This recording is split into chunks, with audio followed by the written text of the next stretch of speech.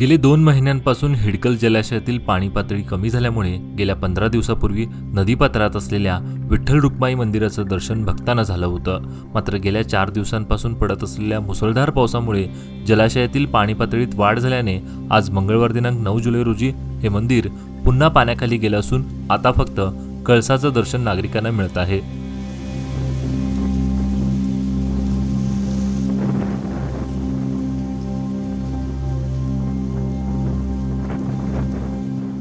हुन्नूर ग्रामस्थांचं हे ग्रामदैवत असून हे मंदिर पुणे बेंगळूर महामार्गावर संकेश्वर बेळगाव दरम्यान बेळगावपासून 40 ते संकेश्वरपासून 27 किलोमीटर अंतरावर असलेल्या हुक्केरी तालुक्यातील हुन्नूर या गावी स्थित आहे। अनेक दशके हे विठ्ठल मंदिर पाण्याखाली गेलं होतं। मागील वर्षी या मंदिराचं दर्शन भक्तांना झालं होतं। या दगडी मंदिरात अनेक खांब असून मंदिराचं बांधकाम हे स्थापत्य हेमाडपंथी शैलीतील आहे, जी 12व्या आणि 13व्या शतकात प्रसिद्ध होती।